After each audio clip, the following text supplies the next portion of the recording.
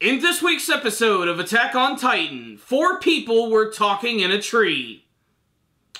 Well, actually 5 if you count Reiner's split personality. Going into this week's episode of Attack on Titan, I was expecting a lot of my questions to be answered, and by the end of this week's episode, I found myself asking even more. The motivations of some of these characters are vague, to say the least. Especially the character of Ymir, who seems to be playing both sides and kind of doing her own thing. You have Reiner and Bertholdt, who are doing their own way of the warrior thing, and Reiner is slowly losing his shit as he has seemingly 2 distinctive personalities, and they've been around for quite some time. In fact, there is a revealing scene in this episode that shows that apparently both Reiner and Bertholdt were around when Marco was being killed, which probably shows that they played a role in him actually getting devoured by a Titan.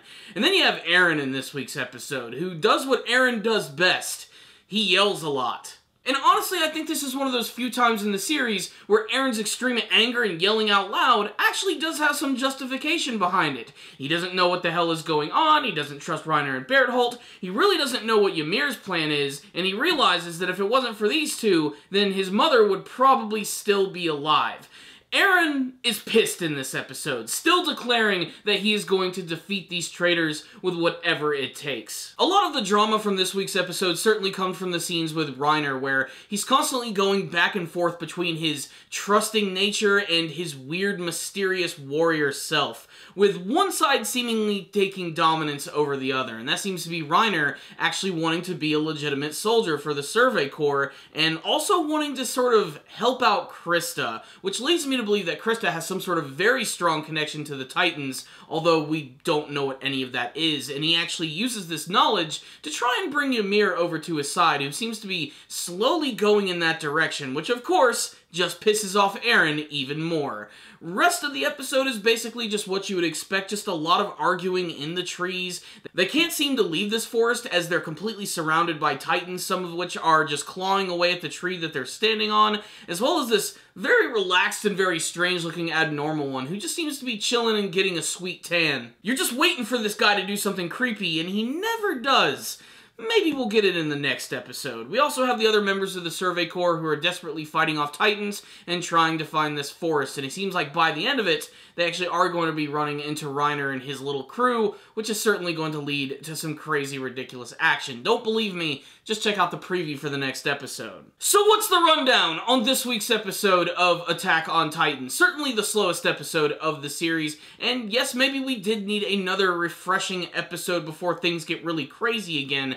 However, I just wanted more answers from this one. They even bring up the fact that the Beast Titan is a thing, and nobody seems to make any sort of affiliation with it. They seem to be turning a blind eye to it as if they're trying to ignore it, or something that they don't necessarily want to talk about. And I can't wait to see what the Beast Titan's relationship is going to be with Reiner and the other Titan shifters in the series. This episode, though, really was just a lot of arguing in the tree, talking about weird motivations which don't seem to really be going anywhere. It's just a build-up episode, but it did a really great job of just showing how messed up Reiner is. He has got this split personality thing going on to the point where he legitimately does believe he is a soldier at times, as apart from being this warrior from some sort of weird ancient land which maybe housed other Titan-type people. But it is weird getting that scene where you actually get to see Marco being devoured, the fact that he was involved during that time. I'm sure we're going to see that scene again played out in full, why it actually did go down that way. It's worth mentioning that Annie was also there at the same time, so I can't wait to see how that's all going to play out. And while all of this is going on, Bertholdt is just watching, and you can tell that he's just got all this crazy shit going on in his head, but he is just keeping quiet the entire time, even with Eren yelling at him, getting super pissed off, and basically calling him a lackey. Yes, there's no shortage of Eren getting completely pissed off in this week's episode, and it certainly makes for some good drama and some interesting characterization from Reiner, but overall I just wanted a little bit more from this episode. I've waited years for this story, and I didn't want some of these episodes to be dragged out as much as this one was right here, especially considering that I felt that last week's episode was the perfect, like, breather episode before we move into the bigger stuff. I'm not saying that I don't like the story of Attack on Titan, I just feel that at times the pacing can be a little off.